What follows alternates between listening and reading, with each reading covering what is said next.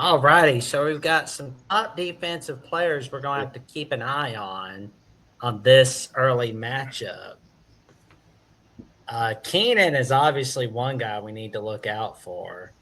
But Bo, who are some Georgia guys that we need to be keeping an eye on for those who are just learning about the Bulldogs exactly? I'll start with someone that I think most people probably know. He was a freshman All-American last year, but Georgia had two mainstays at the safety position moving on to the NFL in Malachi Starks and Dan Jackson, meaning now that the safety room is essentially being handed over to KJ Bolden, who is entering his sophomore year. He was very impressive as a freshman last year, had a lot of really nice moments, and they're going to need him to grow even more next year. So I would say that would be the big one to look out for in terms of like the guy on Georgia's defense that's, most likely to just go out there and be an All-American. I'd probably say him. Beyond that, Georgia's entire linebacking core is pretty crazy, but I would say the guy that I would most want to look out for is Chris Cole, also another incoming sophomore. He, again, was super impressive as a freshman last year, and Georgia is losing some guys at linebacker to the NFL, and Jalen Walker, and even Michael Williams off the edge. So there's a lot of guys in that room that are going to be good players. C.J. Allen is coming back for his third year. Raylan Wilson is very talented. Justin Williams, also an incoming sophomore, the number one linebacker recruit in the country. But Chris Cole is the guy that I'm really high on. So those would be the two guys that I would immediately single out as like the stars to be on this Georgia defense. Yeah, I'm nerve-wracked about going against those Bulldogs on defense. Like, they're not somebody you want to mess with for sure.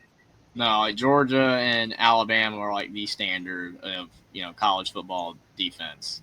Consistently over a long period of time. I mean, Alabama's had so many great defenses, during the Saban era and even in the past that we take it for granted sometimes how good some of those defenses were. Obviously, I don't think our defense is going to be as good as the best Saban years on defense, but we do have some quality players to watch, for Georgia fans and the team to watch out for. I think, as you mentioned earlier, Tim Keenan's like the guy because he's a redshirt senior. He has tons of experience. He came back another year. I think he's going to be a really big player for Alabama all season long and in this game as well. I think Deontay Lawson as well. He's kind of another experienced guy that's got tons of experience, tons of talent. Like his game as well. You look at some other guys, Keon Saab, he's a solid safety. I mean, he's not a guy that a lot of people, talk about nationally, but he had a good season last year. I like his game. And we've got a lot of younger guys as well, as Bo mentioned, for Georgia, tons of young guys. We always have young talent that's going to peek through. But those three older guys, I really think, are key players at their positions because they're going to be the leaders for those younger guys, and they're going to, be the players that Georgia's going to have to watch out for the most on defense, in my opinion. Well, follow up with that. My biggest thing is personnel, great.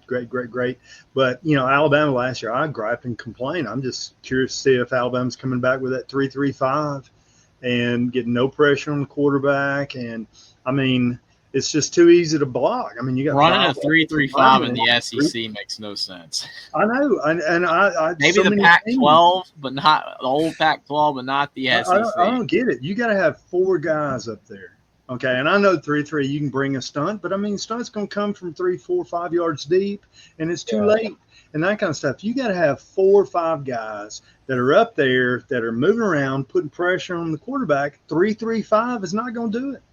Not going to do it. I don't know who, let's go to the Tampa 2 or the Tampa 12 or something. But that 3-3-5 killed me last year. I got sick and tired of seeing it. Every time they got in that 3-3-5, something bad was going to happen. And it did. Ridiculous. So, personnel, personnel's great. Both teams, perfect personnel. But, where are you going to line them up? How are you going to line them up? That's all I want to know. It'll be quite interesting to see, but it's always ugly going against the Georgia defense and the Bama defense. And we got a three. It used to be. Well, I don't know about Georgia, but it used to be Alabama 3-3-5 killed it. So, And we have, and before we continue on this conversation, we've got a $3 super chat from Nevin S saying, "Love the flag, coach. Hashtag Lank." What is I Lank? still laugh that so many people last year said the hashtag Lank is what destroyed Alabama, though. That still just cracked me up. You remember that, Jackson? I was like, I Yeah. don't think one hashtag like single-handedly destroyed Alabama. It was funny though. Y'all got me on that one. What is Lank? I'll let Jackson explain. Jackson, what is that? I mean, I'm an old guy. No idea. I ain't got time for hashtags. I remember it being all over the place. It was on like some of the thumbnails that Bo, you're over there grinning, Bo. What is Lank? I don't know what it means. Official answer. Yeah, I mean, I just remember people talking on social media, but honestly, I don't really know what it is either. But I just remember it. Well, Nevin You S, guys we need appreciate. hashtags. There we go. Well, Nevin S, we appreciate the $3. Thank you, Nevin. Yeah, Nevin. Okay, follow there it up, we tell go, us there what we Lank go. means. Hold on. Did he say, Nevin? Tell us what Lank means. I'm dumb. Lank. Let all naysayers know. Okay. Let all Okay. naysayers See, I know. didn't know that for sure officially. I just remember I saw hashtag Lank on a lot of Alabama stuff last year, and with Ryan Williams and all that kind of stuff, and people were like, "Oh, it's destroying Alabama." I guess I see why, because it's like you got to show it on the field instead of saying. The reason they lost to Vanderbilt is because of a hashtag. Alabama's cooked now because of Lank. Gosh, I'm old. I can't. I got in the locker room. They got in their heads. Hashtag Roll Tide is good. In the way. Hashtag Roll Tide is okay.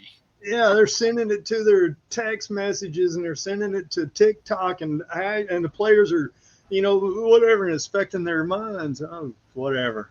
Well, Nevin S, we appreciate the $3 super chat contribution. I do, man. Cool. I am glad you did that. I had no idea, but man, I'm laughing my butt off. We learned some education. Yep. Because knowledge is power. Do the knowledge.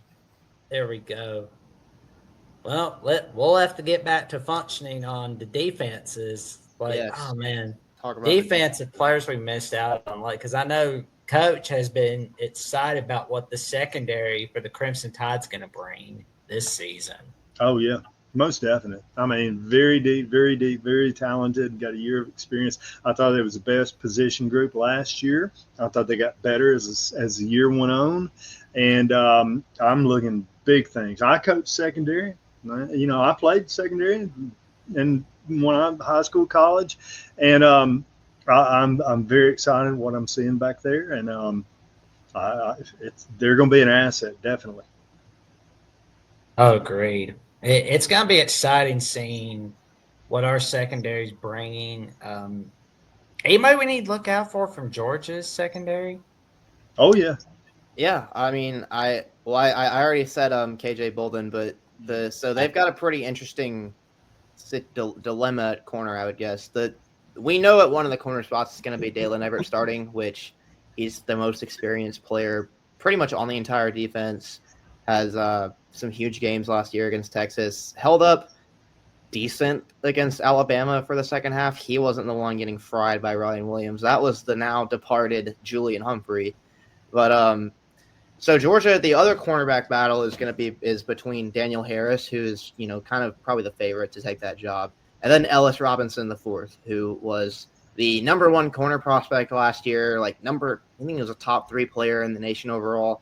He's a ridiculous player, and he's somebody that Georgia fans have been just itching to see get on the field his freshman year, and those cries are probably only going to grow louder, especially because football fans are convinced that every cornerback is terrible and needs to be taken out of the game.